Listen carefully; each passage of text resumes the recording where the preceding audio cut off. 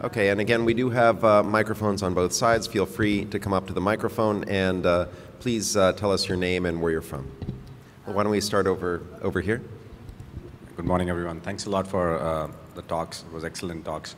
My name is Dr. Ushasthir. I'm practicing laparoscopic and a liver surgeon in India. I'm coming here from New Delhi. My first question is to Professor Himpins. One is that once you choose to do a reed sleeve, do you choose a bougie? If yes, what size? Excellent question. And I should say we use a 34 French. At least that's what I would recommend and what I ask my residents to do. But me, myself, I don't use in the reduce, I don't use a tube, but you should, I'm sure. Would you like to use a scope as a bougie? You could, but as I said, we use a 34 French. That's the tube we used for the bands so many years ago. What would your option be if in case once doing redo sleeve you see a hiatal hernia? Didn't hear that.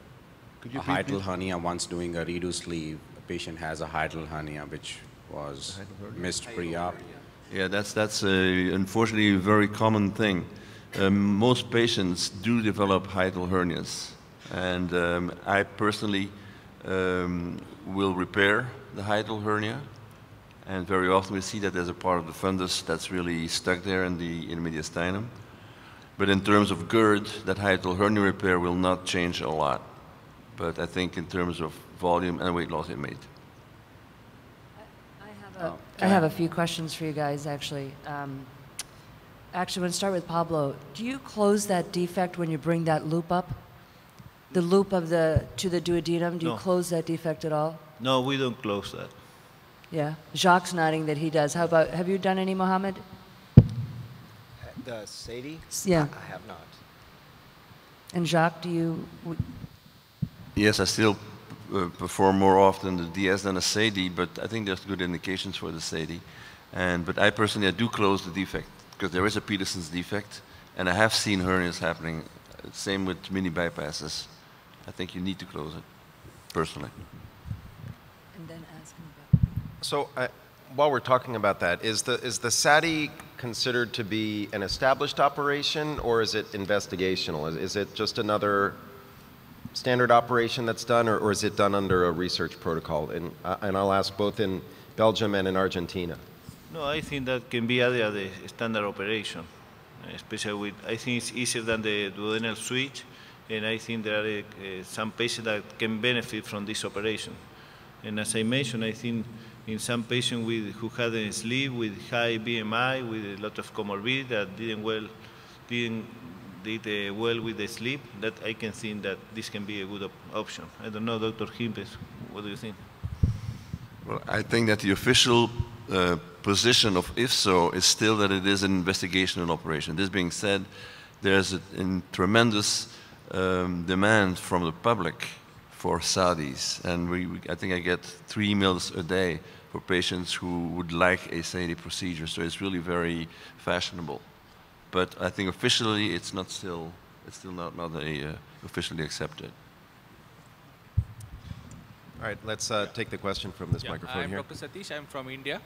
I would like to ask Dr. Ali, for a failed sleeve, I'm not saying for a twisted sleeve, but for a failed sleeve for weight regain, if you do a Roux-en-Y gastric bypass, do you have the same limb lengths or do you change the limb lengths? So I don't change the limb lengths from what I would do for a primary bypass.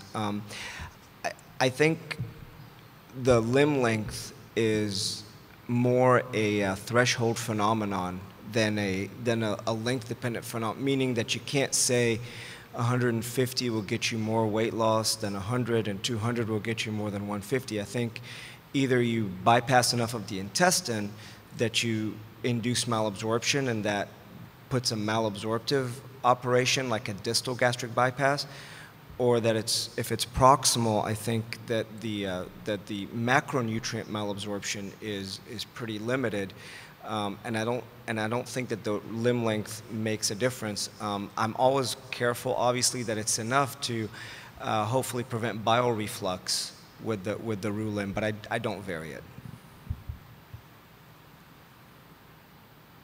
Hi, great talks. Yagnik Pandya from Boston, Massachusetts. So my question is for Dr. Ali.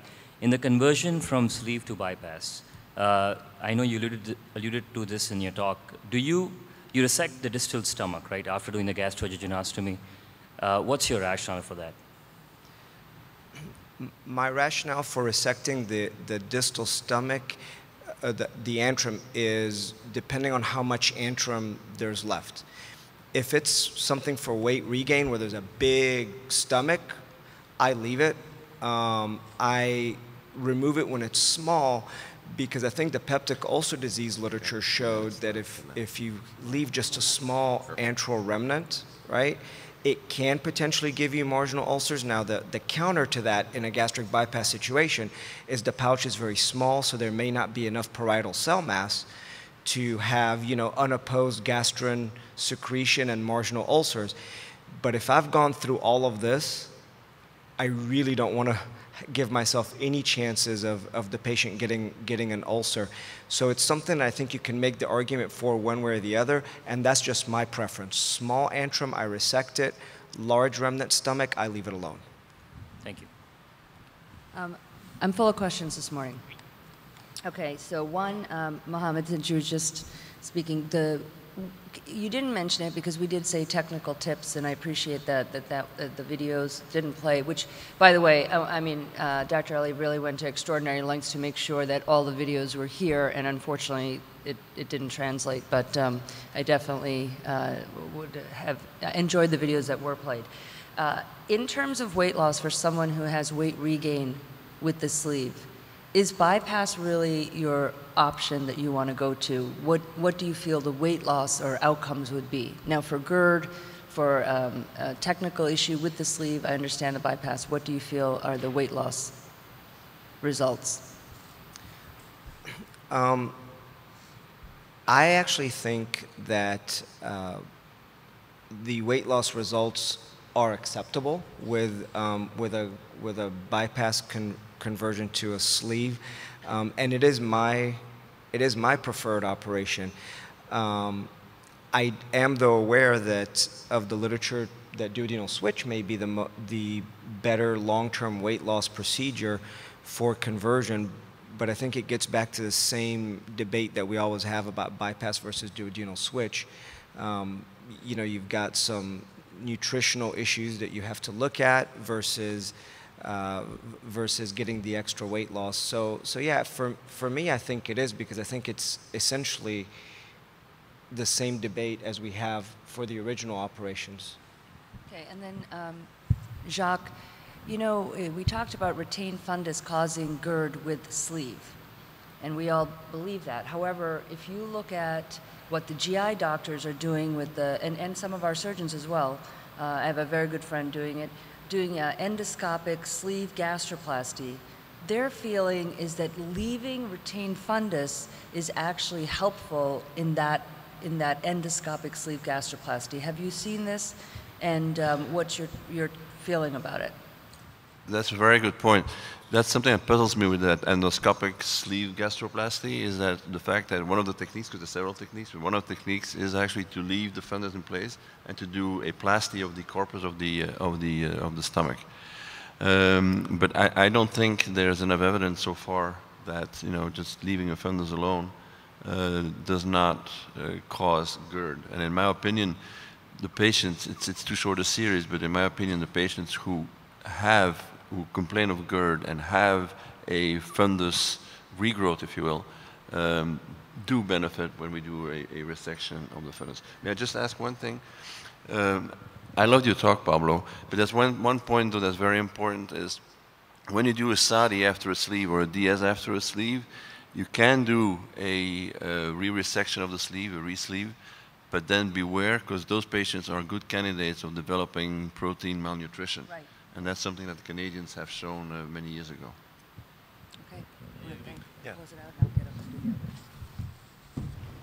the others. Excellent. Did you have one last comment, Pablo? All right. Well, I'd like to thank the panelists for the first half.